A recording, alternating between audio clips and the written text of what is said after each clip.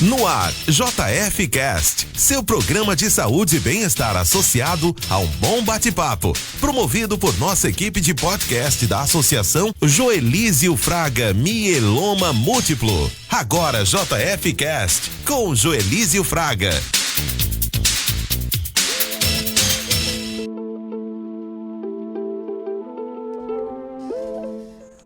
Muito boa tarde, com o apoio do grupo AMB e da Bracol, que são empresas lá da cidade de Lins, que são parceiros do nosso projeto. Estamos iniciando o nosso podcast ao vivo pela Melodia FM 87.9. Lembrando que você pode estar acompanhando também esse podcast, como os outros, pelo YouTube e pelo Spotify. É só você digitar lá a JFMM, Joelísio Fraga, e aproveite, se inscreva, comente e ative as notificações. Hoje temos um tema extremamente relevância para a saúde pública, especialmente para a saúde da mulher, que é o Janeiro Verde, mês dedicado à conscientização e prevenção do câncer do colo do útero. Esse é um dos tipos de câncer mais comum entre as mulheres, mas felizmente é também um dos mais preveníveis e tratáveis quando diagnosticado precocemente. No episódio de hoje vamos abordar desde os fatores de riscos, os exames preventivos, até as ações de conscientização e os avanços no tratamento. Para enriquecer essa nossa conversa, eu tenho a honra de receber aqui o meu amigo, Dr. Renato Marinho, médico oncologista, especialista no tema, que irá compartilhar seu conhecimento e responder às dúvidas mais frequentes sobre o assunto. Então, prepare-se para um bate-papo esclarecedor, com informações que podem salvar vidas. Fique com a gente e vamos junto nessa missão de conscientizar e promover a saúde. Dr. Renato, muito obrigado mais uma vez. Eu agradeço por ter aceito o convite e seja bem-vindo. Meu grande amigo Joelísio, assim, toda vez que me chamar, não é chamar, né? É uma convocação. Uma intimação, aqui, né? É uma intimação. Esse programa, a relevância que tem, né, do podcast, das informações que você vem fazendo, né, nas redes sociais, a gente sabe como é que é o impacto, né, o tanto de pessoas que são, né, que recebem essas informações, que acabam divulgando, tem um poder muito grande hoje, né, assim, a democratização da informação, de poder chegar, né, num lugar em São Paulo, no Rio Grande do Sul, no Acre, é algo no exterior, né, a gente conversando aqui, e é algo que a gente tem uma relevância. A gente está aqui em Vitória da Conquista, nesse momento no podcast, mas você está no mundo todo, na realidade você está no mundo todo em relação a essa abordagem.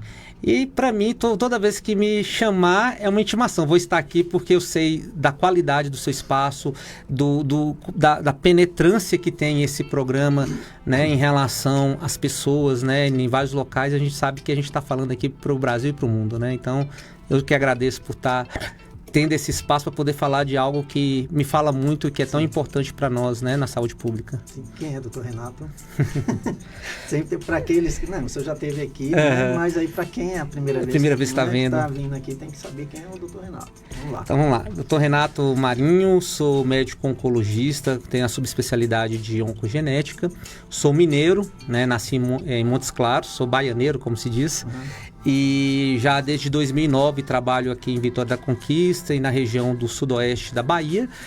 E tenho minha esposa, minhas duas filhas, duas mulheres, e hoje eu sou coordenador, né, o responsável técnico pela oncologia clínica do Hospital SAMU e sou concursado também pelo Hospital Geral de Vitória da Conquista.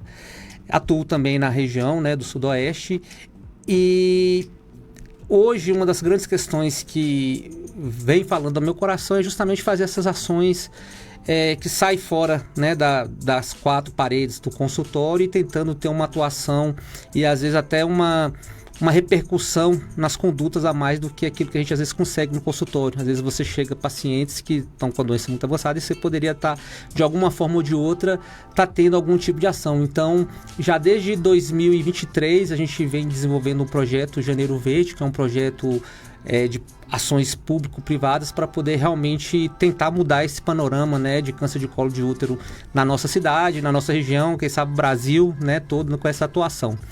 e também sou estudante de Direito, né? Então, muito das coisas que às vezes a gente acaba tendo uma visão diferente de saúde, acaba muitas vezes de ter oportunidades de sair fora, especificamente daquela área de saúde, e muitas vezes você entrar na área de humanos, na parte de Direito. Então, é isso que realmente está hoje ainda transformando quem é Renato Marinho. E acho que tem muito ainda para evoluir, desenvolver, que daqui uma hora já não sou mesmo, né? Como diz os filósofos, né? Você não é a mesma pessoa que quando você entra pela segunda vez, né? No Rio. Então, já é uma pessoa diferente. Pronto, então você está ampliando sua gama de atuações, né? Exatamente. Lembrando aqui que ele é ativista, viu? Ele vai estar falando aqui também. Para não esquecer, segunda-feira agora, ele também vai estar aqui comandando o podcast dele, né? Eu trouxe ele para cá, porque acho que quanto mais informações, né, nós tivermos, né, doutor, vai salvar vidas. Então, né? a gente vem desenvolvendo a questão, né, do podcast, que é um dos outros projetos, o podcast Unidos contra o Câncer, e agora em Nova Moradia, aqui na Melodia FM, muito pelo sucesso, né, que a gente vem vendo pelo trabalho. A gente acaba também tentando espelhar também, né, nas condutas, né, nas ações de sucesso. Eu vejo isso aqui, tudo que você vem fazendo é algo que nos inspira. Então, muito do que você vem fazendo como ativista e também como comunicador me fez realmente digitar, fazendo uma nova forma aí, a nova reformulação, né, do podcast Unidos contra o Câncer. Segunda-feira, às 20 horas, vamos estar recebendo pessoas, e esse mês dedicado em relação ao projeto, né, ao Janeiro Verde. Eu fico feliz, né, de você estar aqui com a gente, né, e aí vamos levar informação. Então vamos lá bater um papinho, né, sobre o Janeiro Verde. Doutor, o que é o câncer de colo de útero e por que ele é considerado um problema de saúde pública? Então vamos lá. O câncer... Todo câncer, a gente até pela designação do câncer. O que é câncer? Câncer é um crescimento desordenado de células tumorais em determinado tecido, que ele acaba não respeitando, né, todo o controle daquele órgão, daquele tecido, começa a crescer, destruir aquela região, e no caso específico é o colo de útero. Então surge ali células malignas, um tumor maligno, que ele vai crescendo, destruindo, né, aquele tecido, invadindo estruturas próximas. E ali, colo de útero, quais são as estruturas próximas ali na região da pelve? Então a região da vagina, a região próxima, que é a questão da bexiga, do reto, e em estágios mais avançados vai começando a crescer, surgir naquelas linfonodos regionais, surgindo ínguas e muitas vezes ganhando a célula, né, a corrente sanguínea, para surgir lesões à distância, que a gente chama de metástase. Esse é o termo específico de câncer, né, e especificamente câncer de colo de útero. Em relação à saúde pública, por que câncer, né, assim, hoje a gente pensando em câncer, mais de 100 tipos diferentes de doença, mas eu falo que o câncer de colo de útero é um problema de saúde pública porque é uma incidência, muitas pessoas que realmente apresentam essa doença, né? São estimados cerca de 17 mil novos casos de câncer de colo de útero no Brasil. E ele 17 hoje... mil? Novos. Todo ano tem 17 mil novos casos. Sim. E cerca de quase 7 mil mortes por ano por mulheres com câncer de colo de útero. O câncer de colo de útero, ele no Brasil, ele é o terceiro mais incidente, né? E no Nordeste, e especificamente no Nordeste, Bahia, Vitória da Conquista, ele é a segunda causa, só perde incidência para câncer de mama. E quando você vai para alguns lugares em que as condições socioeconômicas são ainda mais ruins, né? Então o câncer de colo de útero é a principal incidência de câncer no estado do Amazonas.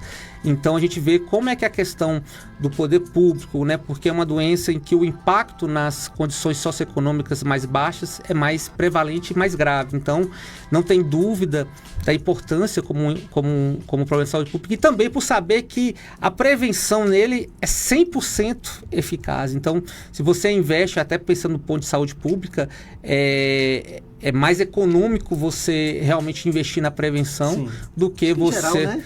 Em geral, mas em câncer de colo de útero tem um dado que a cada dólar que você investe para prevenção, você economiza pelo menos $17. Coisa, né? Então, olha, você vê a diferença. Cada dólar que você está investindo ali, você está tendo um benefício. Tudo que você investir em relação à prevenção de câncer de colo de útero, você às vezes tem um impacto muito mais rápido, muito mais eficaz. Então, por isso que eu falo que, ainda mais do ponto de vista de saúde pública, ainda mais pensando nas atuações dentro da parte de prevenção, da atenção básica, da vigilância epidemiológica, você vê que é algo que ainda chama muita atenção, porque você poderia muitas vezes ter uma economia de recursos você investindo nessa prevenção. Então está mais do que explicado que é um problema de saúde pública, ainda mais que a sociedade, a Organização Mundial de Saúde, em 2020 resolveu fazer, né, uma corrente, né, juntar esforço para tentar combater e, se possível, erradicar essa doença. É uma árdua tarefa, mas que a gente acredita... Mas já foi pior, né?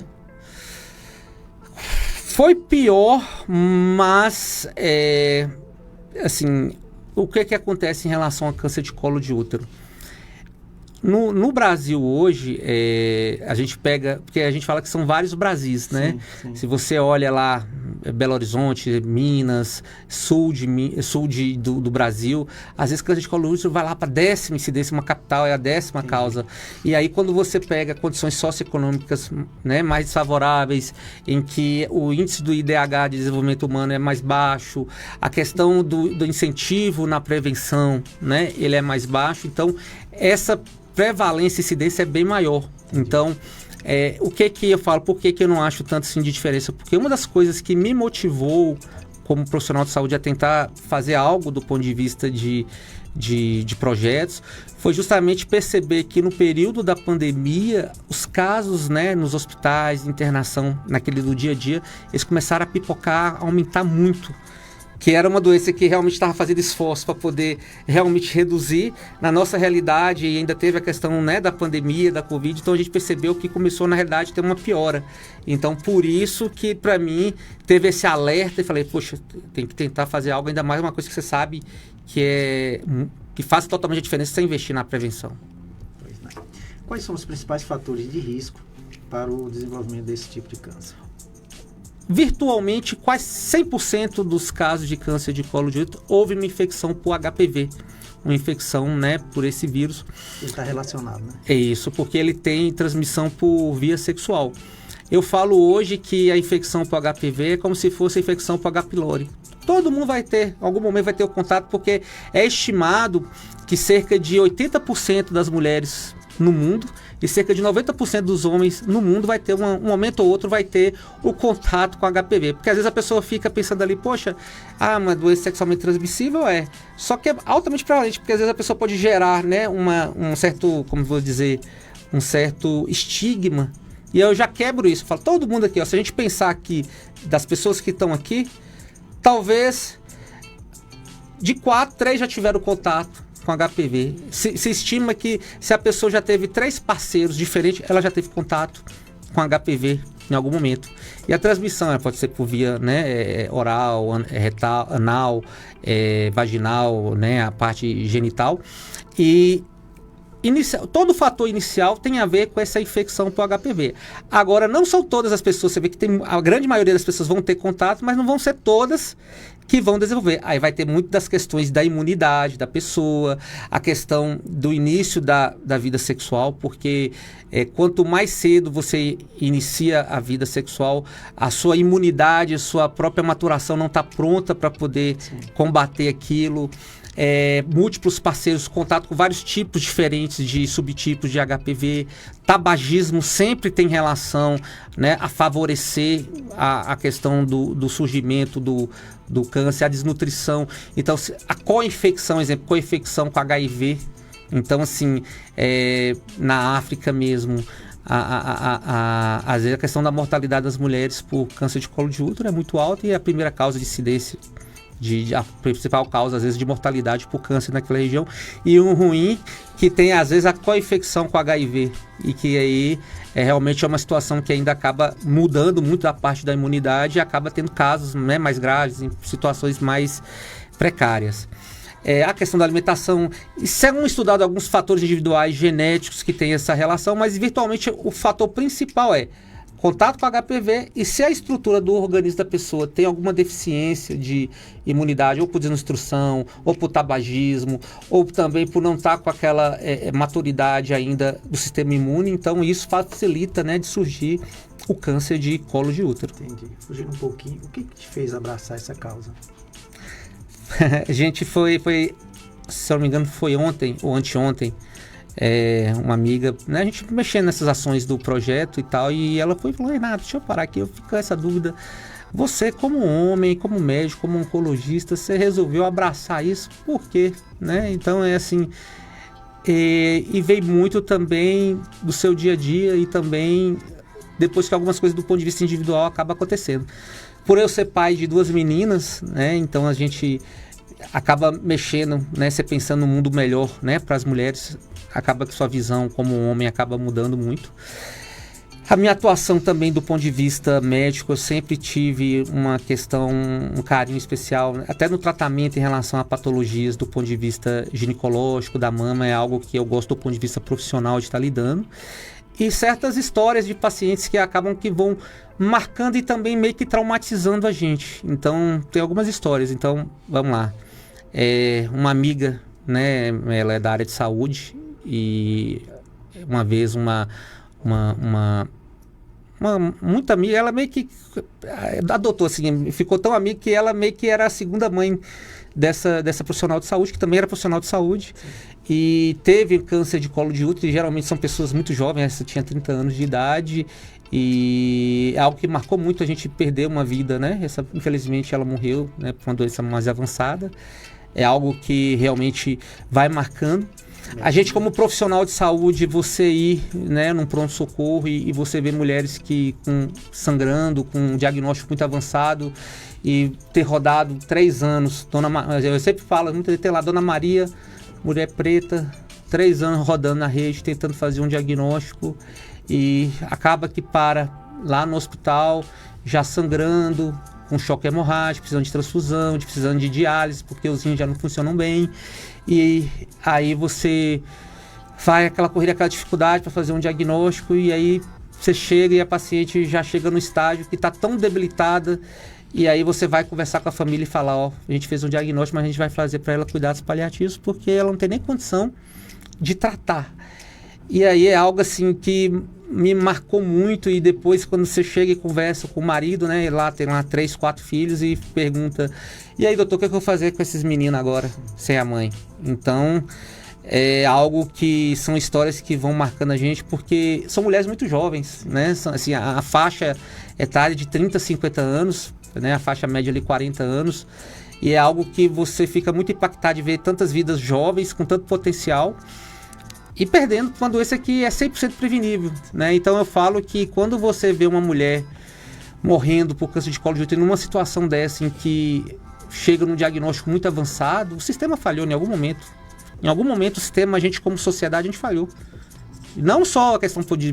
A gente como sociedade, a gente falha quando uma mulher morre por câncer de colo de útero. Porque a gente vai para países em que as políticas de prevenção já estão bem estabelecidas, né, já há muito tempo. Lá tornou-se uma doença rara.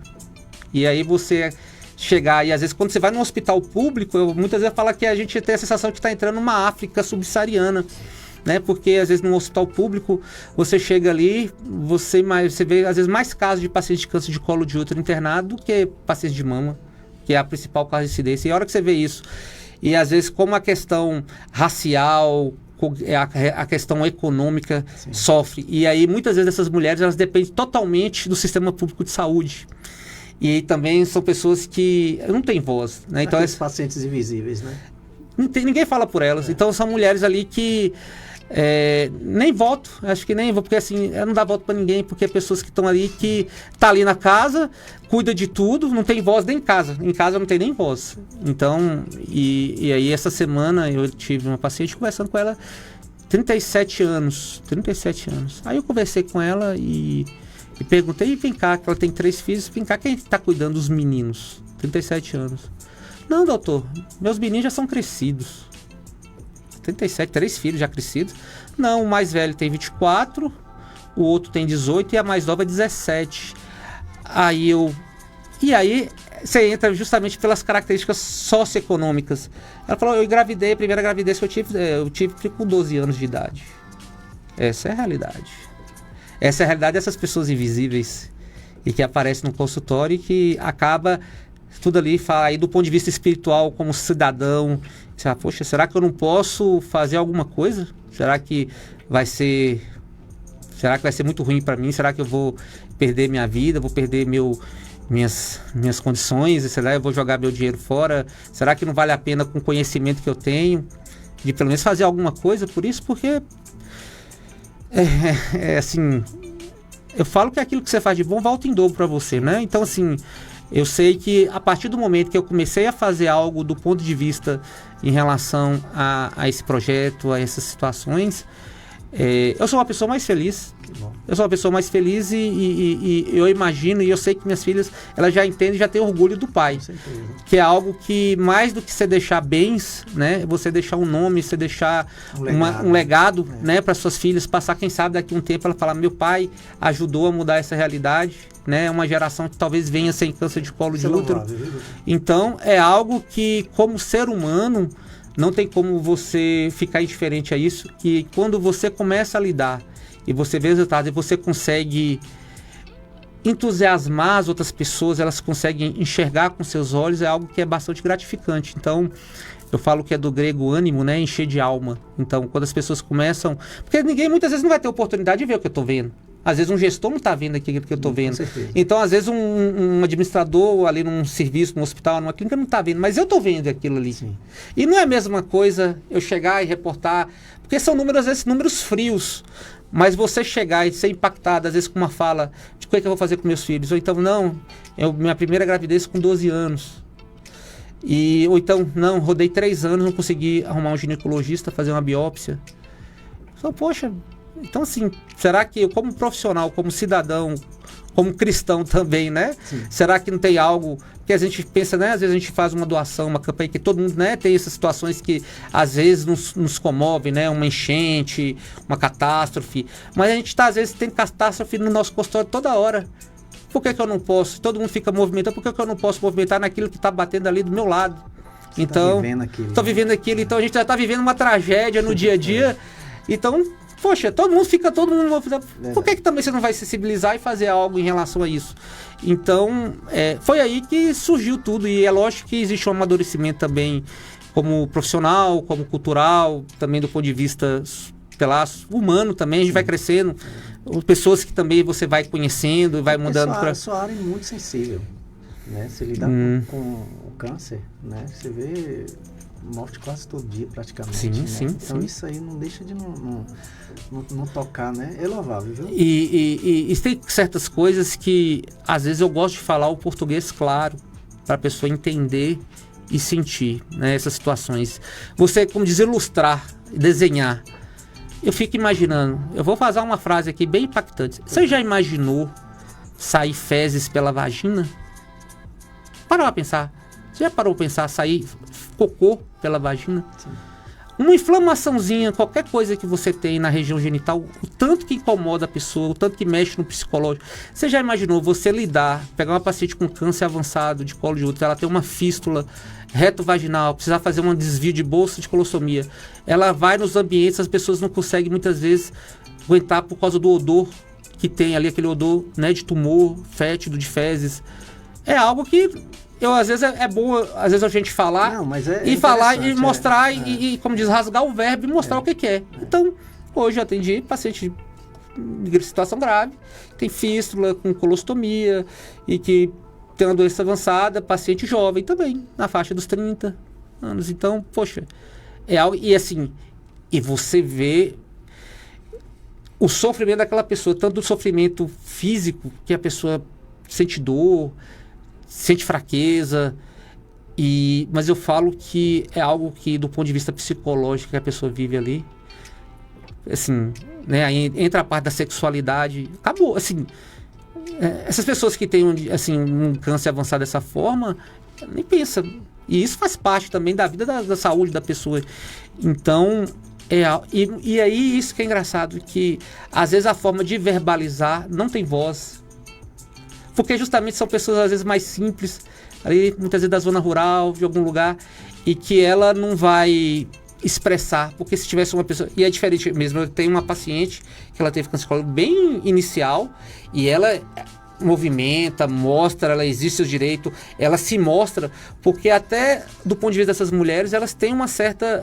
É mais difícil, você vê todo mundo às vezes levantando bandeira, eu tive câncer de mama, eu tive câncer de próstata, eu tive câncer de tal, mas você vê alguém levantando a mão para falar que tem câncer de colo, porque isso, até isso, do ponto de vista psicológico, até levantar essa bandeira, a questão psicológica, é difícil, é difícil, então é algo que realmente dá uma diferença.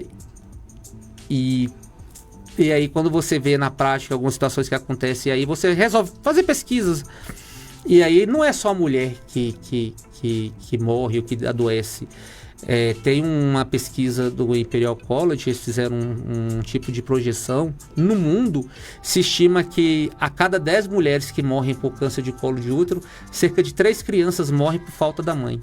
Então é mais ou menos exemplificando com números e com ciência aquilo que às vezes você percebe, como é que a vida daquela família fica desestruturada.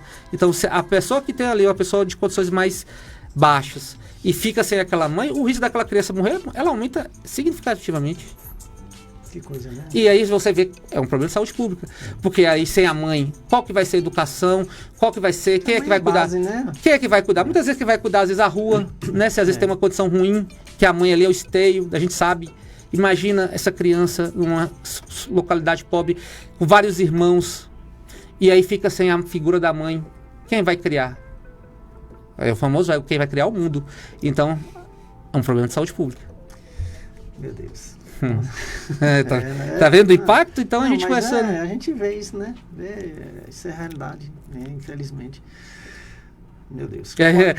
Desculpe te traumatizar. Não, mas a gente vê casos muitos assim, né? A gente já vê muito casos desse tipo assim, né? A gente, lá na associação, a gente convive não só com mieloma, mas com todo tipo de neoplasia. A gente sempre depara com situações assim também. E o que mais machuca é você saber que se você for efetivo na prevenção, não ocorreria... Não, primeiramente, nem ocorreria o câncer. E se funcionasse bem a parte do tratamento, de rastreamento, se aquelas lesões iniciais, 100% de cura. Então, assim, por isso que eu falo, quando você vê uma mulher morrendo com câncer de colo de útero, ainda mais que nem conseguiu tratar, rapaz, é uma situação assim que, se você tiver uma acessibilidade social, se tiver o conhecimento técnico, científico, e meio que ter algo do ponto de vista jurídico, isso é uma injustiça demais. É uma injustiça terrível. Vamos lá. Quais são os principais sintomas do câncer do colo de útero, especialmente nos estágios iniciais? O câncer de colo de útero, muitas vezes o câncer na fase inicial, muitas vezes não tem nem sintomas, né? Por isso que quando às vezes a gente faz exames de rastreamento, é muito para poder tentar detectar antes de ter sintomas. Sim. Mas o principal sintoma que tem é sangramento. A pessoa começa ali muitas vezes com sangramento após relação, né? A pessoa tem ali a relação pela lesão ali, às vezes pela questão da lesão no colo, já tem uma feridinha ali, facilita ter sangramento. Então, muitas vezes as mulheres começam com algum sangramento ali após a relação, um sangramento fora do período menstrual, e aí começa a ter, às vezes tem pessoas que vai evoluindo com mais sangramentos, né? Mas na fase inicial são os pequenos sangramentos após a relação, às vezes um desconforto, né? Uma dor pélvica, com dor no pé da barriga, são, né? Às vezes assim, em fases mais iniciais é principalmente... o sangramento, às vezes um pequeno corrimento, né? Pode às vezes começar a ter, né, um corrimento vaginal de às vezes características mais escurecidas. A dor durante a relação também pode ter sentido dor na relação. E às vezes tem sintomas às vezes inespecíficos. Tem pessoas que como um sintoma às vezes de infecção urinária, que às vezes parece ser uma infecção urinária e às vezes pode ser um câncer de colo de útero. Desconforto para urina. Os sintomas confundem com outro tipo de doença? Pode confundir, exemplo, infecção urinária. Né? Às vezes no início, às vezes pode ter um desconforto ao urinar, né, um corrimento, né, pode às vezes confundir com outros problemas, mas assim, um sangramento, principalmente pessoas jovens que, né, que estão ali naquela fase, fora do período menstrual e tem um sangramento depois da relação, é algo que assim, ligou o alerta, mulher, tem que investigar, né? Em qualquer fase da vida, teve sangramento fora do habitual, fora do período menstrual, ou teve sangramento depois que entrou na menopausa, ou sangramento fora daquele período, urgente procurar avaliação médica. Urgente. Como é realizado o diagnóstico desse tipo de câncer, doutor? Nas fases iniciais, muitas vezes assintomáticos, né, pessoas que estão ali fazendo preventivos, né, que faz ali a coleta do material, os preventivos Papa Nicolau, muitas vezes você faz ali, não tem nenhum sintoma e às vezes vem naquele resultado, às vezes alterações, né, naquele sítio patológico, que aí você vai alertar e a ter que fazer algum exame mais específico e fazer a biópsia. A forma de fazer o diagnóstico é ter uma visão maior do local e retirar um pequeno fragmento que a gente fala que é biópsia. Essa é a forma de fazer o diagnóstico, né, do câncer de colo de útero. Muitas vezes, né, por isso que a importância dos exames de preventivos, né, porque às vezes tem uma fase inicial, às vezes naquele material tem algumas células ali já alteradas e que já sinaliza que você tem que fazer algum tipo de exame de colposcopia, que é colocar, né, o espéculo para poder abrir e olhar melhor ali dentro daquela parte ginecológica e ali ver onde está a alteração e retirar um fragmento. É essa a forma que a gente faz, né, de diagnóstico. E com que frequência deve ser feito o Papa Nicolau? Então, e a gente estava falando, né, da parte da prevenção, a gente fala de prevenção secundária, que é o rastreamento. O rastreamento, os check-ups, né? Então, hoje é bem estabelecido que as mulheres que iniciaram a vida sexual começar a fazer, né, o preventivo Papa Nicolau a partir dos 25 anos.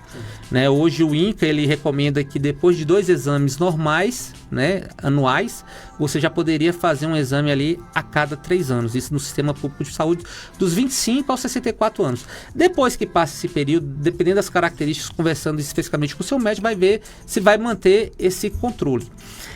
Outra coisa importante no rastreamento, que a gente teve um ganho muito grande, e teve até leis aprovadas recentemente, a inclusão de pesquisa de HPV, né, de fazer pesquisa de PCR, de retirar um material, né, ali para poder detectar os principais tipos de HPV relacionados ao câncer de colo de útero.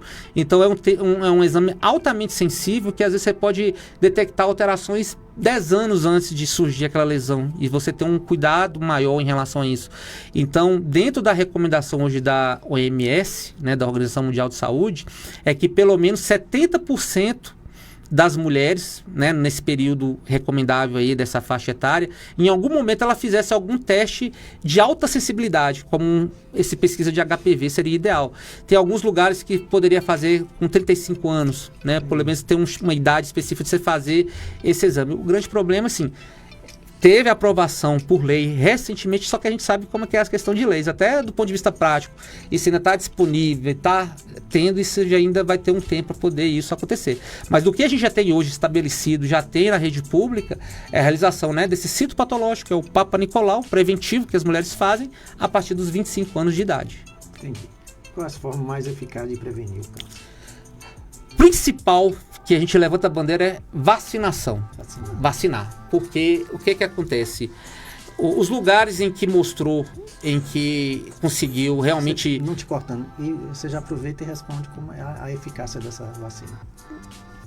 Não, a eficácia, assim, é mais de 90%. Mais de 90%. Então, assim,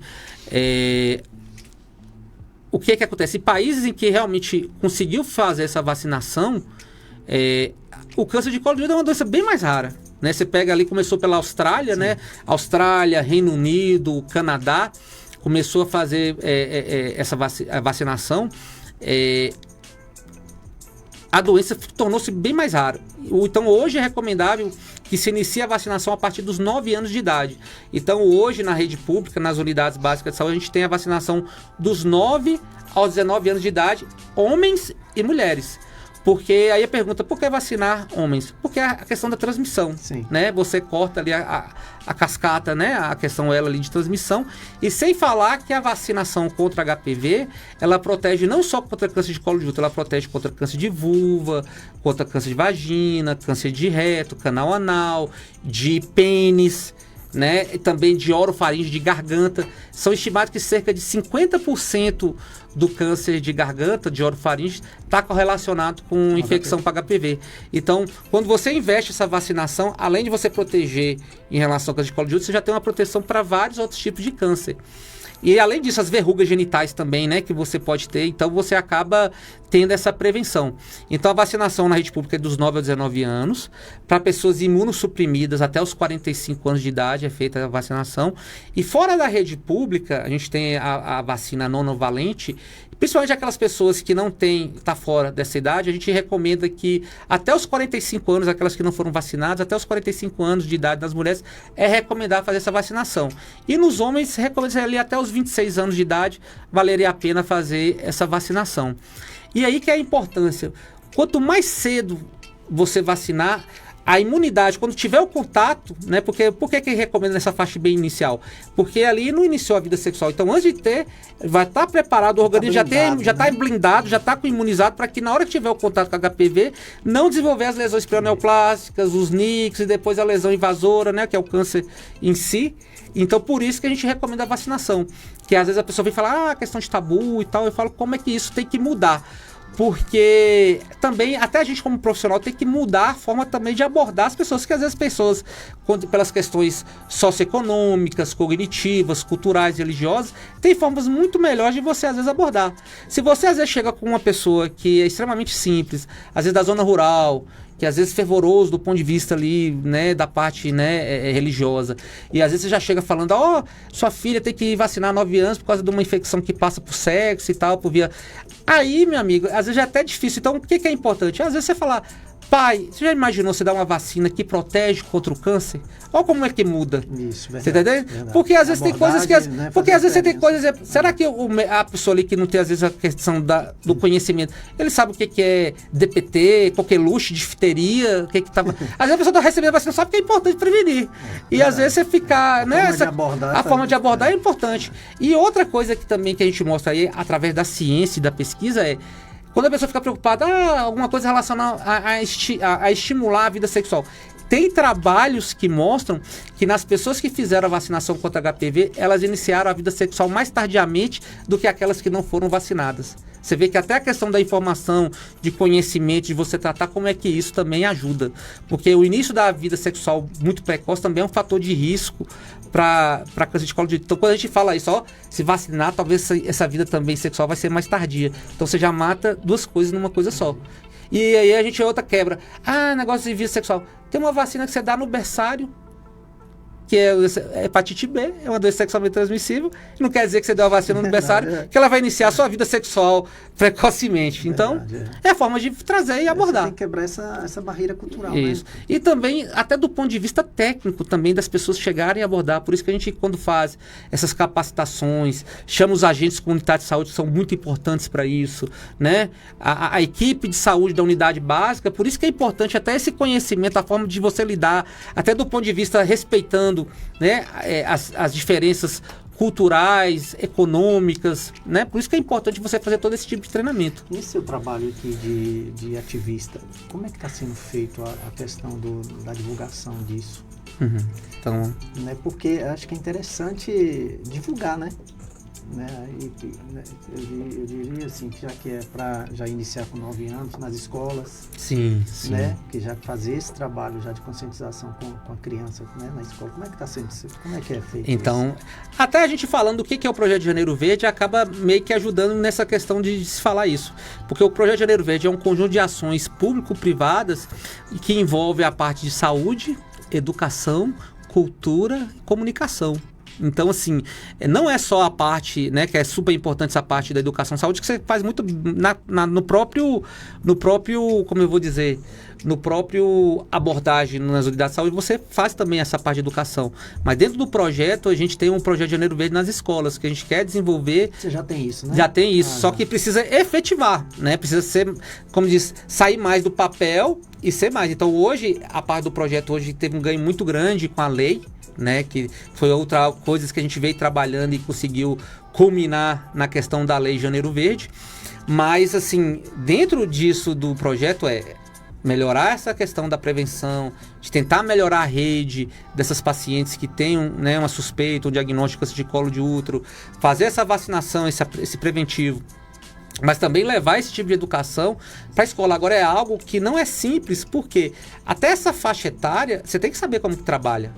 Então, assim, você com uma criança de 9 aos 10 é um tipo de cabeça, dos 9 aos 10 é um jeito, De 11 a 12 é de um jeito, de 13 a 14 é do jeito, de 15 para frente é outro jeito. Então, até as formas de você abordar do ponto de vista pedagógico, né, do ponto de vista de escola, não é tão simples também assim, não. E já se tentou e a gente sabe que muitas vezes existe uma certa resistência. Muitas das questões hoje do projeto, a gente começou a olhar questões também do ponto de vista de levar escolas privadas, e a gente percebeu que existia um certo receio, né? Talvez até que ponto que isso vai ser. E é esse cuidado que a gente tem que ter, porque até a gente, como está fazendo um projeto, eu falo que a gente tem que tomar cuidado, que é aquela famosa frase, de boas intenções o inferno está cheio. Então, se você começa a fazer algo e você faz errado, por exemplo, você tem alguém ali no projeto, às vezes você chama, né, um estudante de algum curso de saúde, e aí, às vezes, numa abordagem que você vai fazer numa escola, e aí, às vezes, você fazer uma abordagem inapropriada do ponto de vista pedagógico, isso, às vezes, você pode dar um tiro no próprio pé. Às vezes vai chegar lá o pai e a mãe fala, ué, pai, que isso aqui que tá trazendo isso aqui pro meu filho?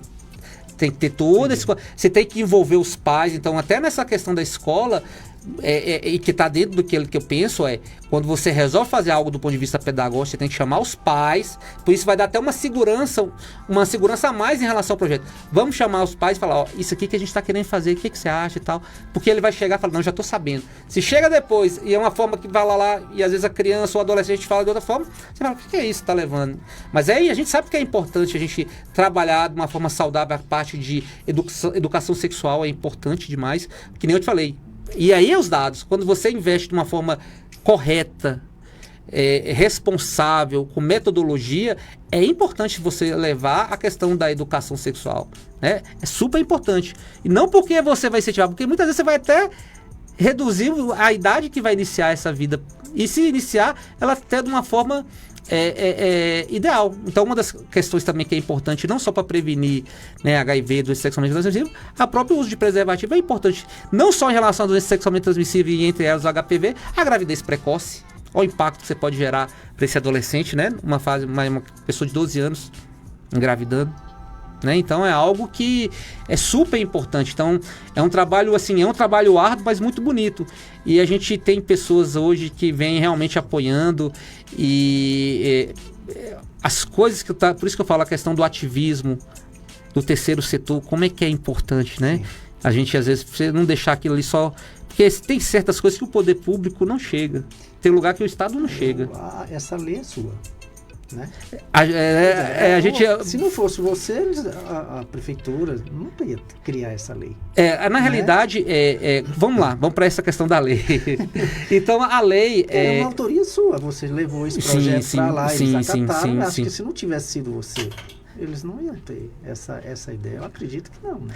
Então, vamos falar então a gênese da Lei Janeiro Verde. Então, a gente vem fazendo essas ações dentro do projeto Janeiro Verde.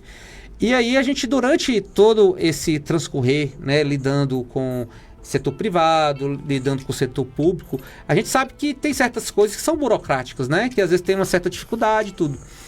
E aí, em 2023, no final de 2023, cheguei até a levar também para o Conselho Municipal de Saúde, e aí teve a oportunidade no curso, porque eu faço Direito, né, aí numa atividade dentro da FAINOR, que eu tenho que agradecer muito a FAINOR, propiciou de tentar fazer algo, o que você poderia fazer de projeto de extensão que poderia levar para a sociedade, né, daquilo que você estava fazendo. Eu falei, poxa, deixa eu pensar aqui, que tal transformar o projeto em um programa por força de lei?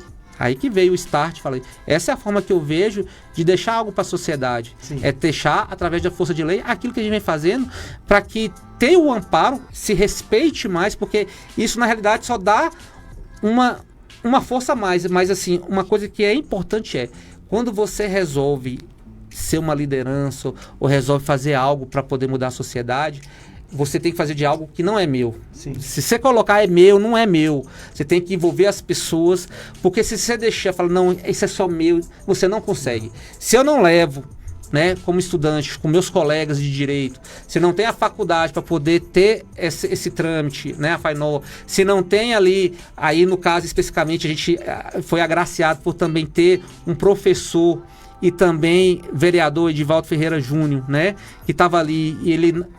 Quando ele viu o projeto, ele ficou maravilhado. E ele já deu moção de aplausos antes de virar lei, essas coisas. E aí eu falei, poxa, Aí também é a questão da estratégia, né? Sim, que a gente pensa, poxa, tá vendo todo esse cenário, tem que algo de projeto de extensão. Então, lá no curso de Direitos Humanos e Direito Constitucional 3, falei, poxa, vou aproveitar, vou fazer aqui, estudar esses tratados de lei e pegar o conhecimento que eu tinha do projeto e técnico, ver como é que é uma forma de criar uma lei. Então, eu estudei nesse projeto como é que fazia uma lei e aí aproveitei para poder ver como é que eu poderia transformar o projeto em força de lei e virando um programa, que foi o que culminou na Lei Janeiro Verde, a Lei 2.889 de maio do ano passado, de 2024. Isso foi perfeito. É a estratégia. Perfeito, que foi uma estratégia que acaba a prefeitura sendo comprometida. Não, e agora sim, o que eu tenho que falar é o seguinte, quando eu tive a ideia, assim, quando você pensa num projeto desse tipo, não tem como você não ter o apoio do poder. É fundamental. É fundamental. Tem que ter. E uma coisa eu falo, no início de 2023, eu tive a ideia, eu não tinha o contato, não tinha nem conhecia a prefeita pessoalmente, e aí tive a ideia, falei, deixa eu tentar, né, mexer os contatos e levar. Em janeiro, acho que se não me engano, 8 de janeiro de 2023, eu levei a ideia do projeto, e ela ficou maravilhada. Que bom. Ficou maravilhada, assim, ela abraçou, falou, nossa, só que existem certas questões que muitas vezes não depende só, tem muita coisa do sistema, que às vezes o sistema trava, entendeu? Às vezes você tem a parte, você sabe o que é isso, né? E aí, o que acontece? Mas aí, o que acontece? Você vai ali, você não pode esmorecer, né? E aí, que entra a questão, muitas vezes, da sociedade civil, de você trazer outras formas, para poder, muitas vezes, aliviar esses entraves burocráticos e ter mais abertura para poder desenvolver algumas coisas. Como é que essa sociedade pode ajudar a combater o estigma e a falta de informação sobre o câncer? Assistindo esse podcast, acompanhando o Joelísio, acompanhando as redes sociais. Então, assim, nesse mês, assim, ó como é que foi interessante, né? Você se aproximar e também você ter um papel na sociedade. Graças a Deus aqui em Vitória da Conquista, na região, eu tenho um relacionamento muito bom na rede privada, com os colegas. A gente sabe que às vezes tem concorrências, mas a questão saudável que a gente tem dos colegas, eu falo que eu falava em relação a esse projeto, como que Vitória da Conquista seria a cidade ideal, o piloto do Brasil para fazer esse projeto. Por quê? A gente está no Nordeste, tem uma incidência muito grande e não é uma cidade, uma megalópole, né? Uma cidade de médio porte que tem seu papel importante, a terceira maior cidade da Bahia, mas que também é que ainda existe aquela questão de você às vezes conhece um colega ali, você conhece uma pessoa ali, você conhece alguém do setor de saúde, da cultura, você conhece alguém da educação. Então, poxa, esse talvez o melhor lugar para você rodar um tipo de projeto desse e tentar ser um piloto. E muitos levantam também falando, poxa, a gente pode ser a capital nacional e a gente é o melhor lugar que a gente pode juntar a sociedade para poder fazer algo e servir como exemplo para o Estado, para o Brasil, que é essa questão do projeto. Aqui um projeto piloto. Exatamente, Conquista, eu vejo que é o melhor lugar para ser o piloto disso. Mas o que a gente fizer aqui, a gente pode servir de modelo para outras cidades. Já tive convite de vários lugares aqui da Bahia, né? Já de ter possibilidade de às vezes ir no estado, de às vezes estar em Brasília, alguém fala, não, isso é bacana e tudo mais, mas a gente tem que fazer o dever de casa, a gente tem que fazer tudo bonitinho para poder, essa é a forma que a gente encontrou. Então, quando a gente foi agora, no final do ano, para conversar junto com a Secretaria de Saúde, para poder propor, né, as ações, quando eu cheguei eu fiquei maravilhado com a Secretária Municipal de Saúde, Fernanda. Ela já tinha circular, ela já tinha colocado tudo que precisaria para poder, nesse mês agora que a gente vem fazendo, ela já tinha dado toda a organização falando, nosso foco como poder público é dar toda a atenção para esse Janeiro Verde, está acontecendo. Então, eu fico, Luiz, né, viu meu rosto, a satisfação, eu cheguei a tirar foto da circular, para você ver todo esse trabalho que você vem fazendo, que às vezes no início tem uma certa dificuldade, quando você chega, você vê na estrutura municipal, no poder público, você vê, poxa, já colocou tudo ali para poder fazer, de fazer os dias Ds, porque o que é que vem acontecendo? Todas as unidades de saúde básica, elas estão fazendo seu dia D para poder, vamos aumentar aqui, fazer rastreamento, vamos ali tentar fazer uma vacinação, vamos fazer mutirão, né? A gente vai ter uma ação agora dia 13 de janeiro, segunda-feira que vem, no próprio SAMU, juntando a iniciativa privada, e o SAMU é um grande parceiro, que abraçou também a questão do projeto. A gente criou um projeto também de extensão na UFBA. Eu não sou professor da UFBA, mas quando você leva e você mostra o entusiasmo, e você mostra com dados, e que é possível, e você vai engajando, foi crescer de uma forma... Sozinho você não consegue, não. Não, andorinha sozinha não faz verão. Não consegue, não. E aí... é algo que assim, eu fiquei muito alegre. A gente tem agora pro dia 18, sábado, a gente vai fazer uma ação que aí está dentro da própria lei. Dentro da lei que a gente colocou das ações, especificamente tem que ter algo específico para as mulheres pretas e quilombolas. E foi algo que foi um diferencial que a gente quis colocar na lei. Porque pelo estudo científico a gente vê que existe essa injustiça do ponto de vista socioeconômico, cultural, histórico. Essa população ela tem que ter algo, é aí o que a gente chama de equidade. Você tem que tratar de forma igual, mas de forma considerando suas desigualdades. Né? Então, assim, às vezes você tem ali pessoas, mas às vezes tem certas pessoas que precisam você ter uma atenção ali mais na frente. Então, é algo que a gente também vem desenvolvendo. Então, a gente tem ações aí de cultura, a gente fazer também, entre aspas, um pit stop, né? Umas caminhadas, né? Em feiras livres, para poder realmente estar divulgando esse material e educando a população. O tempo está acabando. Está acabando já? Vou fazer uma última pergunta. Qual o papel dos profissionais de saúde na educação sobre a prevenção e cuidado com a saúde feminina, Antônio? Fundamental.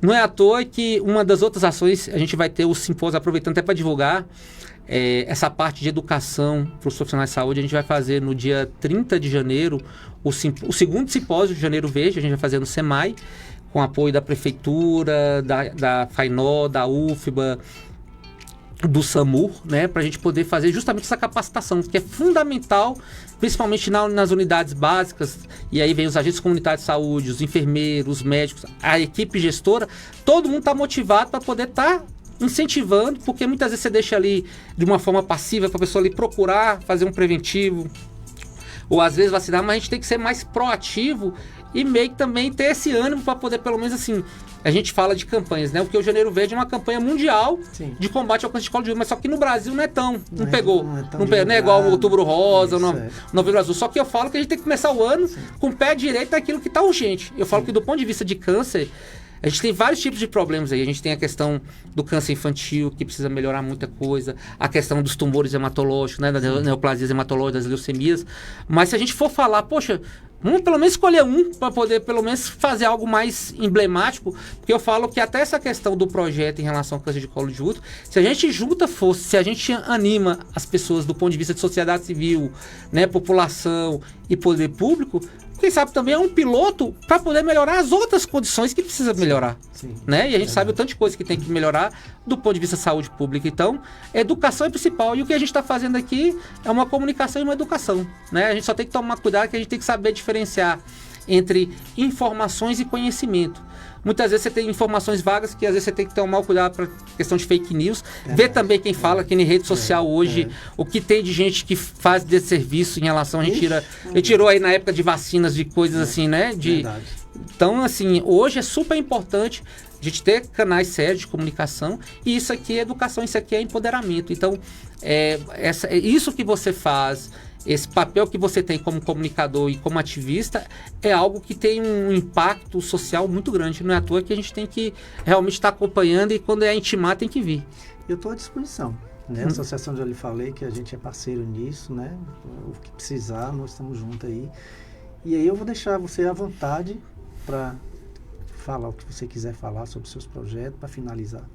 Então, primeira coisa é agradecer a Deus, né? Deus, assim, ele realmente, eu falo que a oncologia, você muitas vezes não escolhe, você é escolhido, né? Sim. Então, eu falo que todas essas possibilidades, essas oportunidades que a gente tem que ser grato, né? Ter gratidão é algo que nos faz mais alegres também, né? A gente ainda mais lidando com situações tão difíceis, né? A área de oncologia.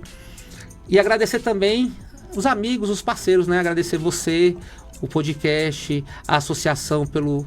Tanto assim, a gente fica muito orgulhoso de ver, né, uma ONG, uma associação que nasceu aqui, que está fazendo um sucesso extremamente em São Paulo, em Lins, e parabenizar Lins por incentivar e ser algo assim que... assim, eles já sabem, mas... Só vou reforçar que o papel de você incentivar pessoas e instituições sérias como a de Joelísio é algo que tem um papel fundamental, porque realmente a gente tem que muitas vezes trabalhar para o mundo. Às vezes você está num lugar, mas você tem que pensar que você é um ser no mundo. Então o trabalho hoje que eu faço, o projeto que eu faço, eu penso que eu estou fazendo para o mundo. Então, parabenizar a Lins por pensar com essa visão global, porque quando você pensa assim, queira ou não, o lugar em si vai ser outra realidade.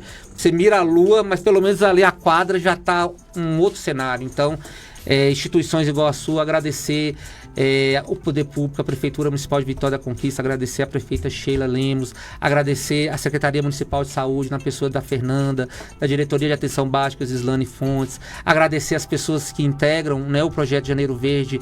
São muitas, mas eu vou falar, né, algumas: Darlene, Jaqueline, pessoas que estão aí junto da gente, Danúzia, que nos ajuda em relação ao projeto de extensão dentro da própria faculdade da UFBA, um trabalho do ponto de vista de extensão e de pesquisa.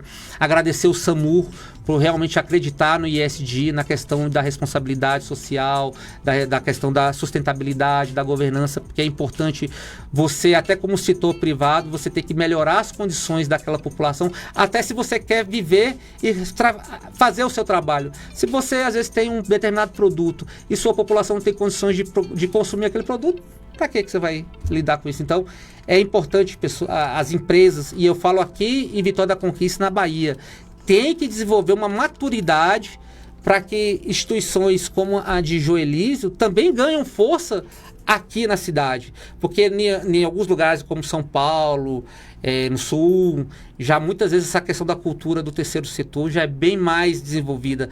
E essa questão do ativismo com qualidade, de quem realmente tem propósito e quer fazer realmente a diferença, tem que pegar, chamar e vir. E ainda falo que, como exemplos, como essas inspirações, como o caso de Joelísio, a gente vem aí para poder realmente também fazer o nosso instituto, né?